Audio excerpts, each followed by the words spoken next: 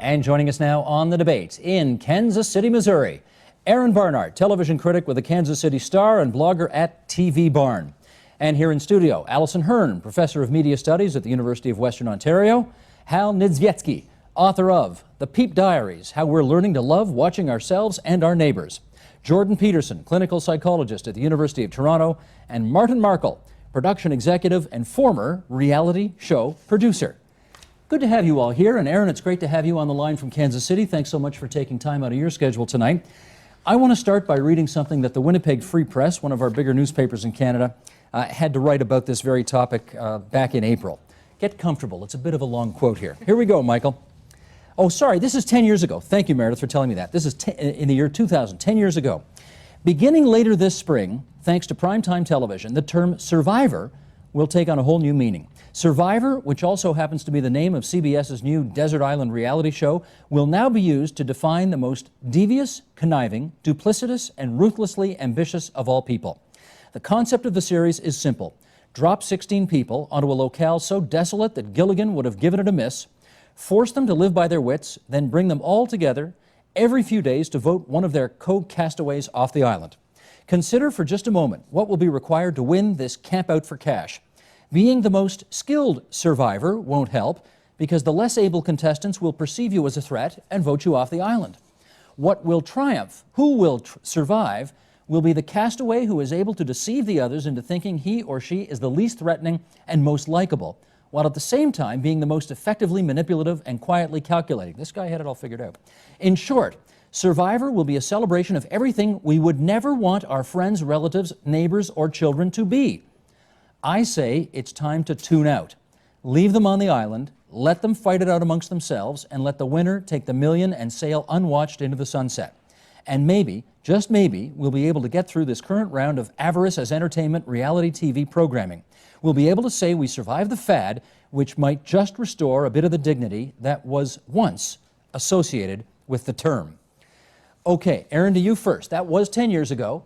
Obviously, the author's admonition to tune out did not stick. We have been tuning in a big way. Why? Well, let's also say that the writer was probably more prescient than he thought. Survivor not only turned out to be a huge phenomenon, but also one of the most successful and brilliantly conceived reality TV shows. And it's continued to take on new wrinkles as it's gone on. I mean, to have the kind of run that Survivor's had through 20 cycles in North America is fairly phenomenal. But to the larger point, Survivor has transformed the popular culture by introducing a type of television programming that at the time may have seemed like a fad, may have seemed like a passing phenomenon, but in fact appealed deeply to viewers and advertisers alike. And when the networks realized that special sauce that they were seeing happen on their airwaves, it had to change the television business permanently. Okay, let's go around the horn. We're going to get everybody in on this one. Allison, why does a program like Survivor, and of course all of the spin-offs, the other reality programs that have come since then, why do we watch? Well, you know, if I could answer that question, I'd be, you know, You'd rich. be a television program. Yeah. You'd be Mark Burnett. You know, I think on the one hand, and the answer I always give to this, or when I think about it, is that, you know, people weren't, you know, lining up in the street demanding this show get on the air. It's not, people always say, oh, reality TV, everybody watches it, but nobody was, you know, thinking of it. It got brought onto the air as a result of a lot of fiscal exigencies that the television networks were facing. It was cheap programming. The idea was imported from Europe, where it had already had a trial run, and they already knew that it had a kind of traction there. So, you know, why do we watch? Well, I mean, that was the question that got me thinking about it 10 years ago, and my students were bugging me about thinking about that. I didn't want to watch it. I remember that first year or so, and it was just like watching a car wreck. It felt mildly embarrassing and shameful. But you couldn't look away. But that's exactly it. So, yeah. Hal, what do you think? We watch because we want to be part of our contemporary culture. We want to be part of the conversation. We want to imagine that we matter.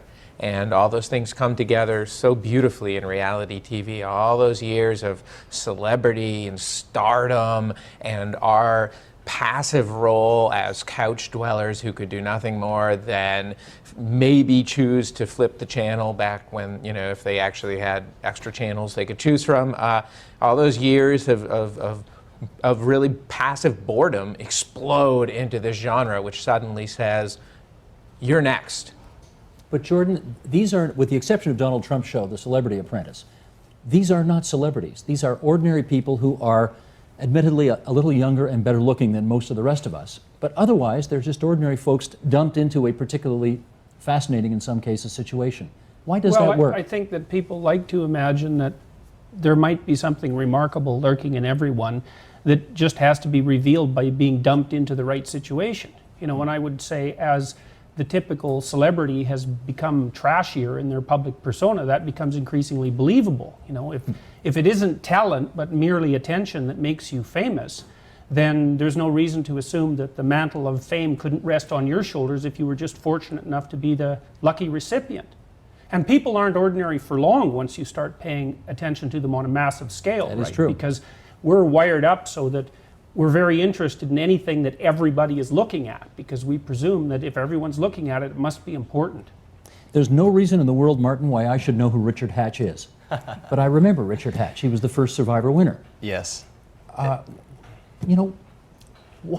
Why do we care about any of this? I think, unlike scripted drama, which we watch and we feel like we're looking into lives that are of the rich and famous and of people who have very exciting lives, when we watch reality television, I think in each viewer we feel, hey, that could be me. How would I make out in that situation? And that's part of the fun and the appeal, which really is actually quite brilliant. When you watch The Apprentice or Survivor, you think, what would I do? And you're kind of playing the game along with them. Aaron, sorry, go ahead, Aaron. Richard Hatch, who won the first Survivor, by the way, does not fit the description, I think, of any television executive's model star, be that an actor in a scripted drama or a soap opera or a reality TV series. He was this dumpy ne'er-do-well who had been bouncing from opportunity to opportunity throughout his life.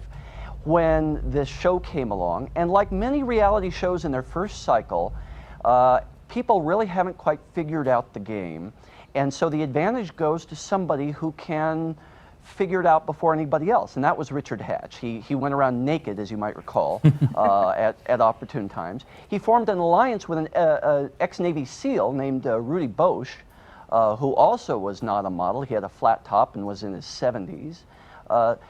What made Survivor so compelling, and by the way, we talk a lot in the United States about the tremendous success about American Idol, but no show ever had a finale like that first season of Survivor, where 51 million people in the US, plus several million more in Canada, watched, far more than ever watched an Idol final, just to see Richard Hatch win. And so CBS, the network that put it on, was forced to contend with the fact that this bit of summer filler they put in so that they wouldn't have to show reruns was in fact a much bigger deal than that. And so they had lightning in a bottle.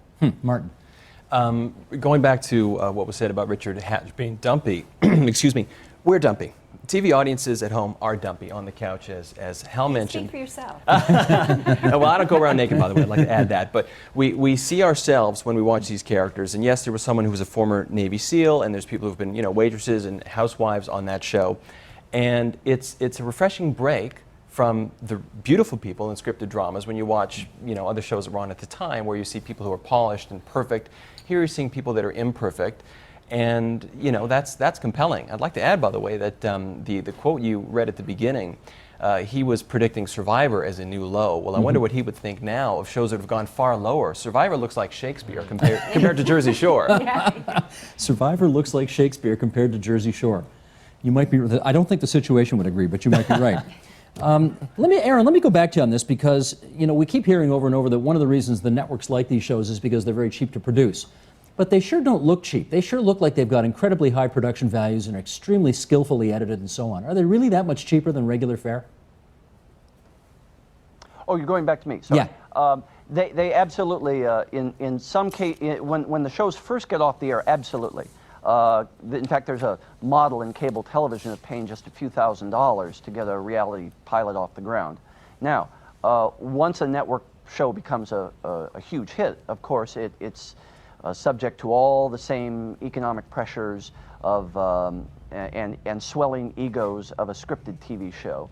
In fact, I think American Idol might be the most expensive program to produce in American television, just because of the huge salaries that are paid out to its judges and to its host Ryan Seacrest. So, and in the case of Survivor, though, you have 16 contestants every time.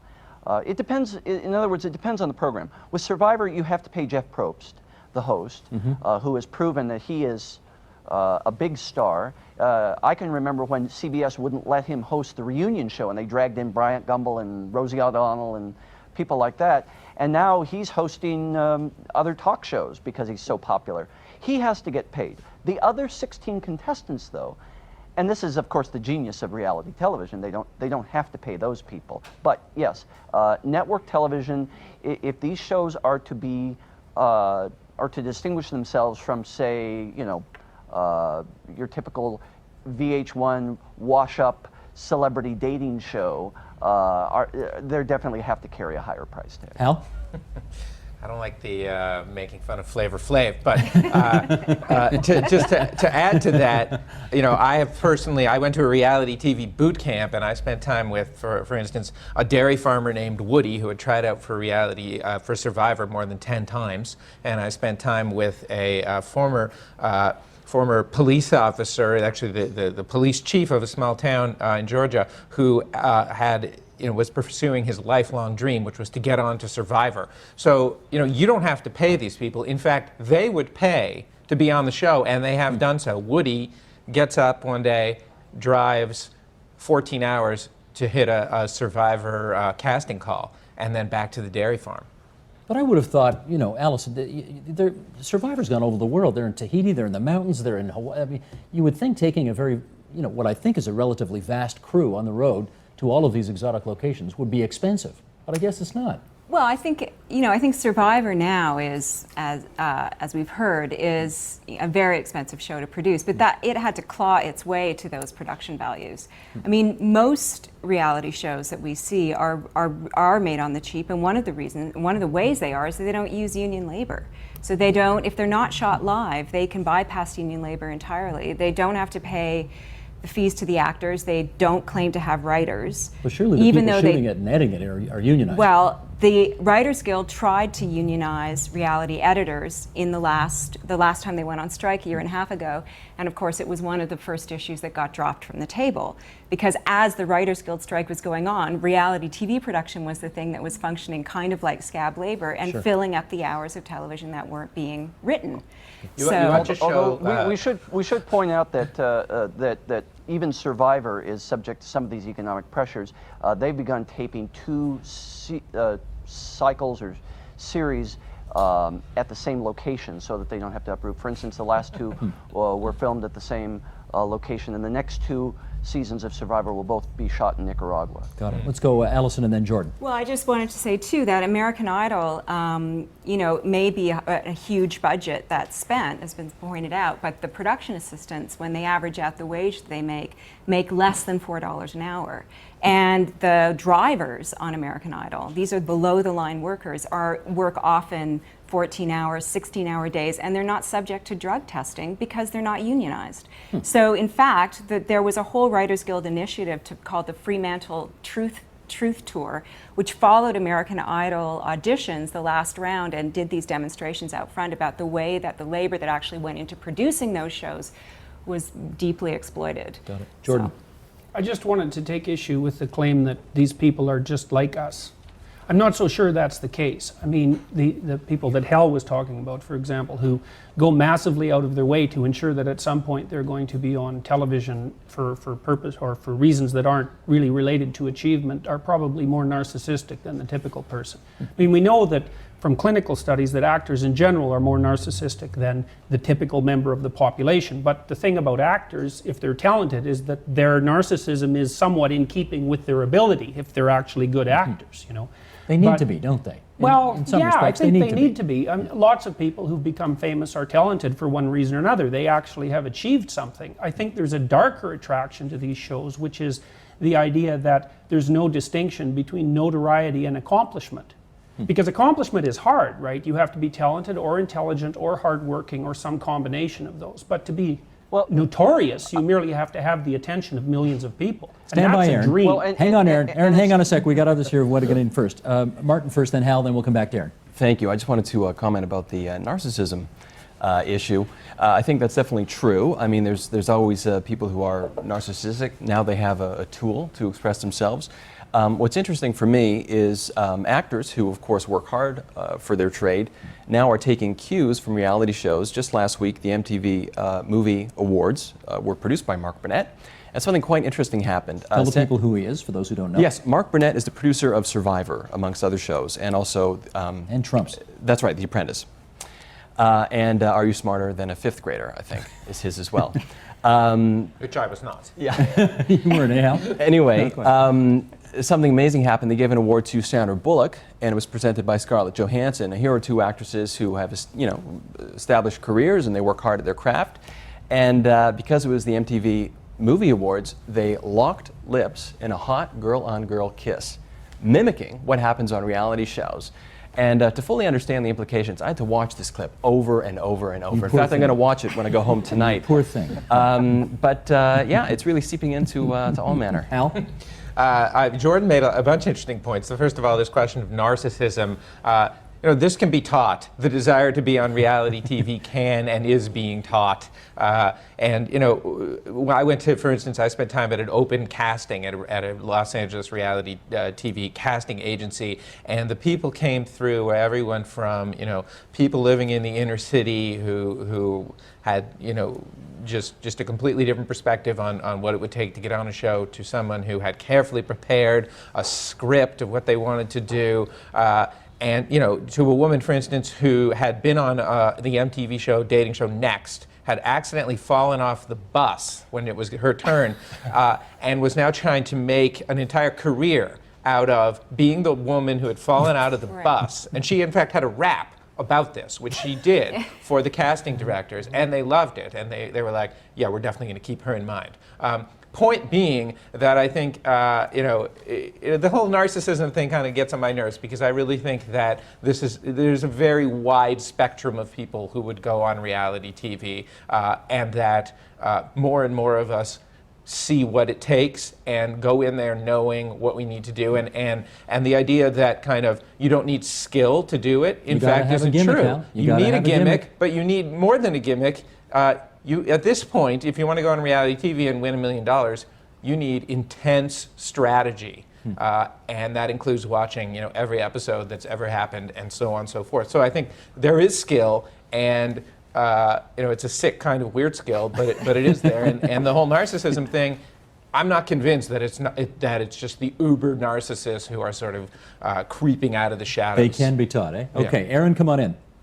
If you're unlucky enough to run into Russell Hantz at a press event, or maybe even at a bar, a person who has appeared on 28 episodes of Survivor over the course of 2 different cycles, he will tell you about how much he watched Survivor to prepare for to place and ultimately lose at Survivor twice. But to the larger point, I don't want to use the word narcissism so much as saying a shifting of the great American celebrity dream, or maybe just the great international celebrity dream, because after all, these reality formats are nothing if not portable. We have Afghan Star, for instance, a version of Idol in Afghanistan. But the pursuit of celebrity is not something that was invented 10 years ago. It has always existed. And as somebody I think has already pointed out, it has become detached somewhat from singing and acting talent. Although if you have been in the position of watching a lot of television shows starring actors in their teens and 20s like I have, I would find it somewhat of a dubious proposition that these people are, just marinated in talent. I think the larger thing is that it has permanently changed what we pursue as what we define as the great American celebrity dream, and you will find out if you open any tabloid magazine or check a website like TMZ, it has changed the mainstream definition of what it means to be celebrity. Oftentimes being on a reality program is enough. Well, let's see if we can categorize this a little further. It seems, and I'll admit I'm not a complete aficionado of this genre, so help me out here, everybody. Allison, let me start with you on this. It seems like there are three basic kinds of these shows. There's the, the Survivors, the Amazing Race, the high production values, cliffhangers you follow week to week. I'd put The Apprentice, I guess, in that one too, Trump show. There is the kind of home and garden lifestyle reality shows, or we're going to rebuild your home or something like that. And then there is the, oh my God, I can't believe anybody is doing this on television, Jersey Shore, Family Jewels, The Osbournes, that kind of thing. Is there a sliding scale of morality on this which either does or does not offend you about any of these shows? No, I stopped being offended a really long time ago by them. I mean, there were some really bottom feeder shows out in the first couple of years. But, and I think that the thing about reality television is it's such a catch-all. It encompasses so many, as you point out, so many different types of programming. I don't think that there's, a difference in morality. I think some are more scripted than others. I mean, with the game shows, there's always an element of unpredictability. But with a show like Family Jewels or The Hills, for example, which is a big MTV show, those shows are plotted out at the beginning of the season. I mean, they're not really reality shows. They have a steady cast of, or Jersey Shore, a steady cast. Don't bust my bubble like this. Well, the thing is that it doesn't matter because people still watch it. Tell me Gene Simmons has got this all planned out ahead of time? Yeah, I think that Gene Simmons they sit down, they talk about what storylines they want to follow, they arrange, the cameras are there like 4 or 5 days a week. They set up stuff. It's very transparent. But the point is, people don't seem to care. They still watch. And this is where the whole argument about fiction versus reality sort of breaks down. I think we've seen a real blurring. I think in the end, people watch reality shows for the very same reason they watch fiction shows, which is they're interested in the characters, they want to see what happens, they identify with them, they challenge them, they live through them. I don't think actually there's that much distinction. But Martin, it sounds like the reality of the reality shows we're talking about is not that real then, if I read you correctly. Is that right? Well, it's tweaked. It's most definitely tweaked. I've worked directly on a reality show for 2 years. Which one? Called U8 TV The Lofters, which was on in Canada for 2 years on Life Network and also online. And you do a few things, and I think the most important is casting. You're looking for people who have a real lack of self-restraint. You want big personalities, you want types, and you'll see when you watch these shows that there's different types of characters. You don't have all of the same personality. You coach them in the middle of the show? No, we don't coach them. What happens is you're making, I would say, a volatile mix. You take people with these outgoing personalities, with this desire to be on reality television, who, by the way, at this point have seen other reality shows, so they have an idea how to behave or misbehave. And you put them in situations where these traits are going to come out. And then also, as a producer, use a technique which is we haven't spoken about, but heavy. Getting them drunk. Yeah, yes. Keeping them sleep deprived. That's a bit of it. Well, we don't keep them. We've never kept them sleep deprived. Alcohol. He said that facetiously, but does that happen? They get them drunk? No, I didn't say it facetiously. Oh, you didn't? It's a common technique. Get them drunk and then watch what every happens. show. Well, we should also point out that the term outgoing might be somewhat of a whitewash. I mean, outgoing is okay because that's extroversion, and outgoing people, extroverted people, are positive and smiley, and they tend to be verbally fluent. But the people that you're describing aren't merely outgoing. They're also disagreeable, because disagreeable people, and I mean technically disagreeable, this is part of what makes up narcissism. So disagreeable people have more for them and less for other people. And so if you take someone who's outgoing and disagreeable, they can be quite a character because they're impulsive by means of their positive affect, and they really don't care much about too many other people. It's possible. By the way, you don't have to worry. We wouldn't have put you on the show, I don't think. No, but would you use a psychiatrist or psychologist to help you produce the show? Well, it's interesting you judge say the that characters? because before we began, we put people through a variety of psych tests, and I'm sorry, it was so long ago I forget the actual names of the tests, to make sure they were okay. if anyone was going to be clinically disturbed, I'm not using the correct term, but perhaps a danger to themselves or to others, we didn't include them. And certainly, I can only speak for the show that I worked on directly, but we never did anything that put them in danger. But you wouldn't want them too well adjusted either, would you? No, I mean, you're looking for outgoing people. I mean, there's no secret to it, and I don't think there's any shame in it either. Casting agent describe it as eye candy with issues. That's what they were looking for. Otherwise known as personality disorder. To go with the whole psychological element is fascinating, of course, because reality TV's history is littered with corpses. Yes, it's we have true. suicides.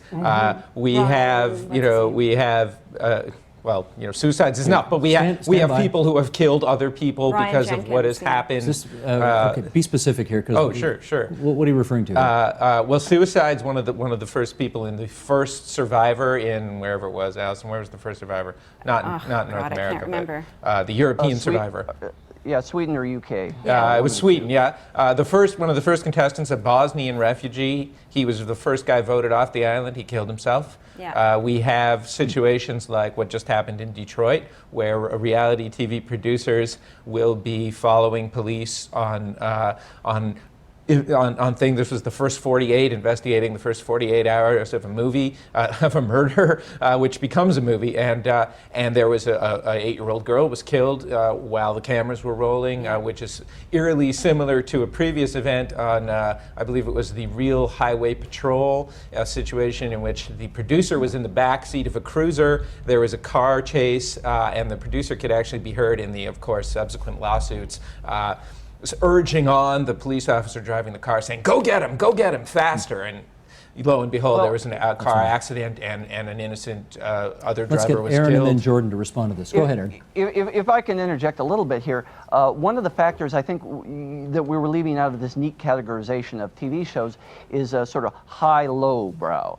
And it's all in what kind of audience you're trying to seek, and that to some degree drives production decisions. What you're describing happening in Detroit sounds very much like a very high-concept reality film known as a documentary that the esteemed producer Frederick Wiseman filmed right here in Kansas City 40 years ago called Law and Order, in which he actually filmed a crime happening on camera as well. So none of this is really new. It's how it's being packaged and presented.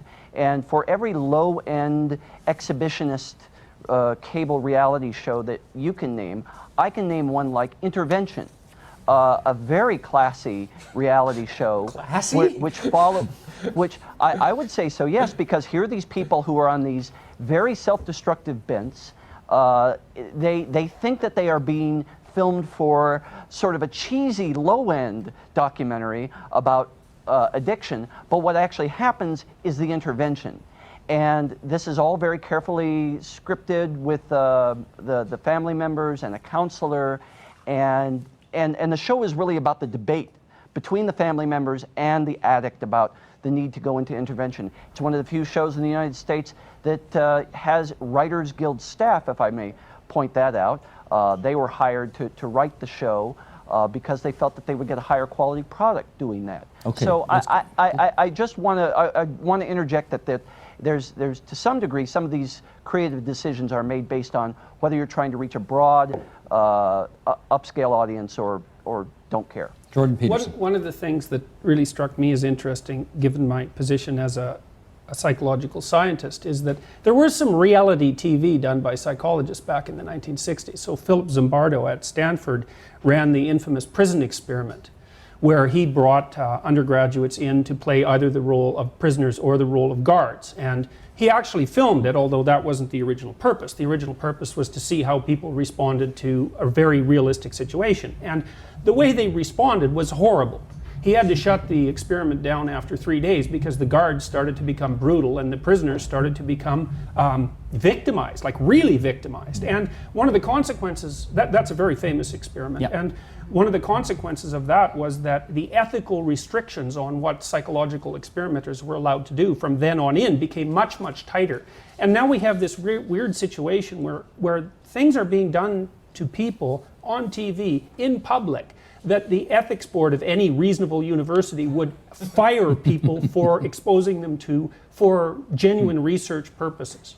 So, and some of this is far from harmless. You know, like the surgical shows, for example. You know, those aren't minor interventions; those are major interventions. And those people who are generally, you know, not doing that well are subject not only to radically traumatizing surgery, but also to this unbelievable influx of public attention that completely demolishes the barriers between their private life and their public life. You know, fundamentally, really fundamentally, it's appalling.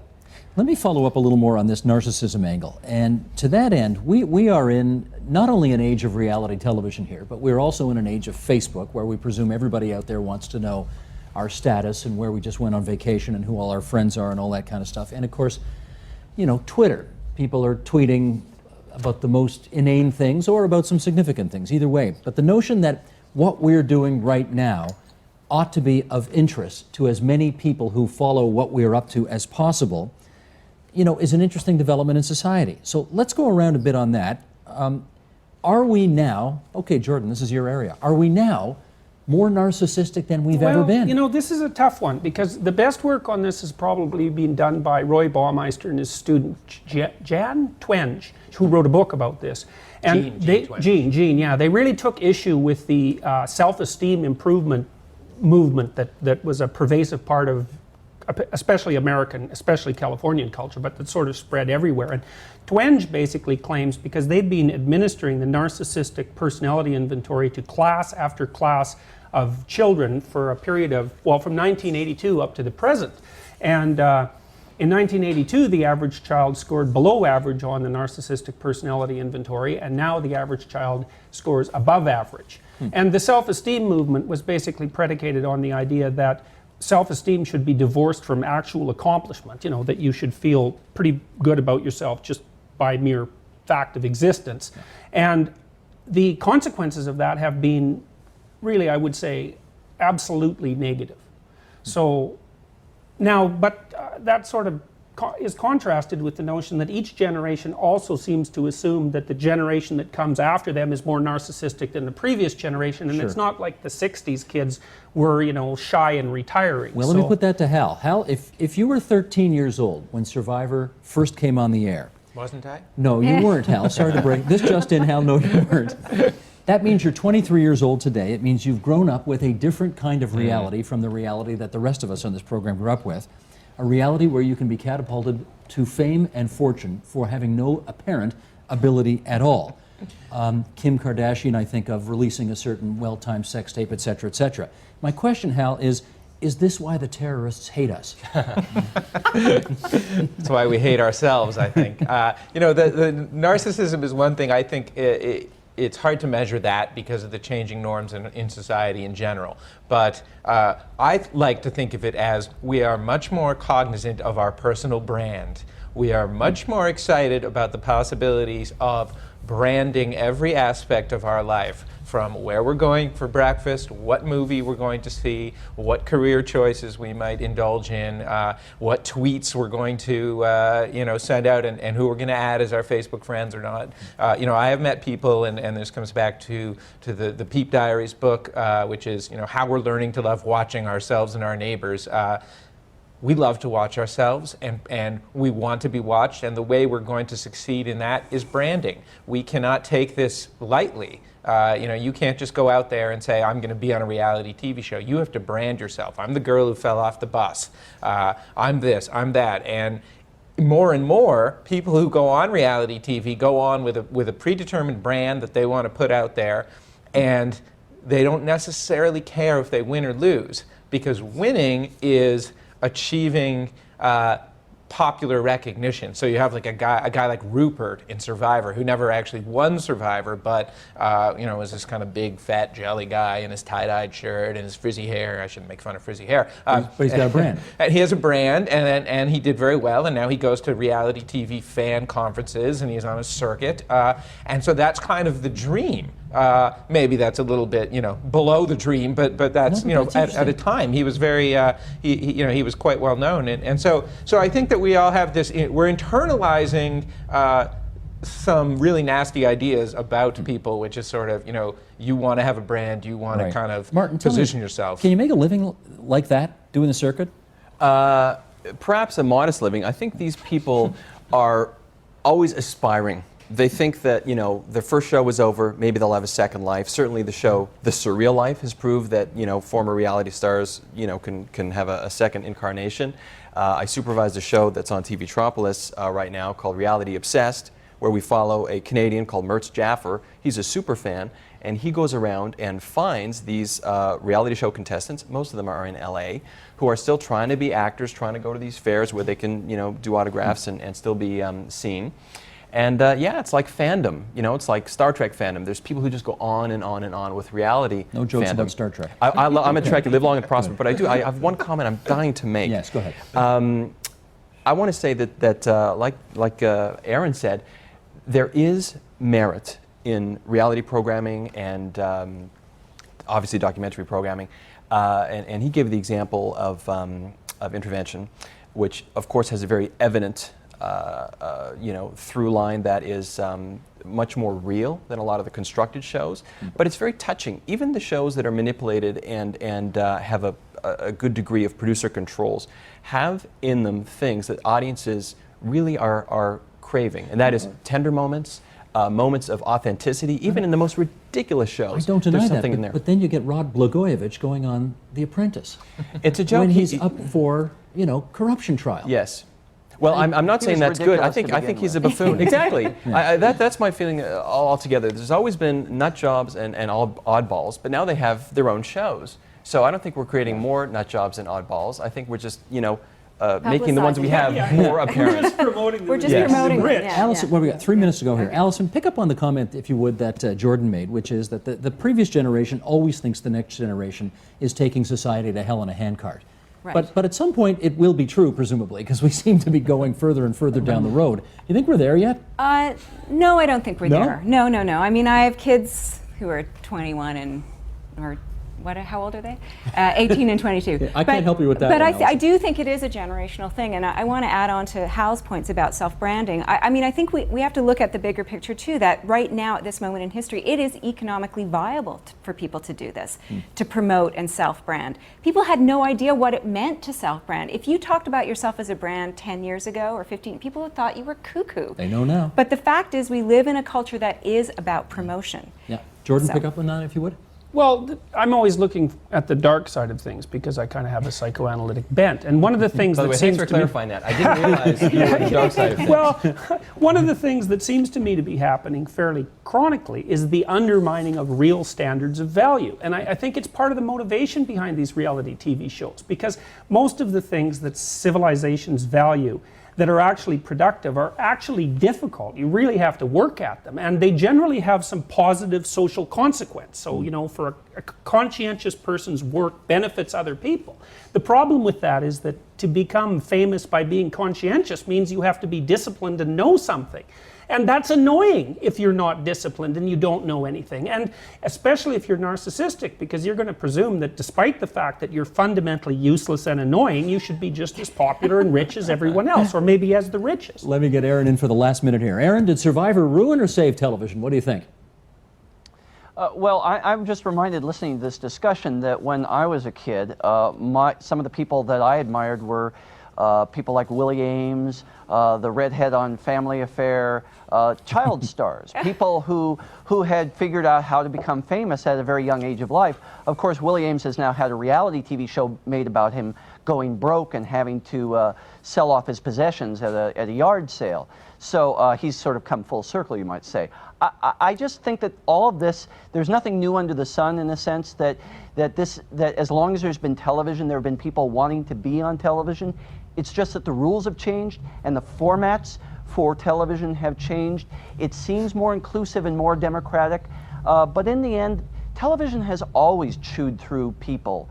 It has always been very avaricious, seeking new faces and new personalities, and most of the people who get famous for a very short time, and then they're gone, just like that last season of Survivor. Gotcha. Aaron, you get the last word tonight, or as they say in TV, that's a wrap. Okay, can I thank Aaron Barnhart for being there on the line from Kansas City, Missouri. Aaron, it's great to meet you and appreciate you being on the program tonight. Back here in our Toronto studios, Allison Hearn and Jordan Peterson on the left-hand side of the table, Hal Niedzwiecki and Martin Markle on the other side of the table. Thanks so much, everybody. Thank you.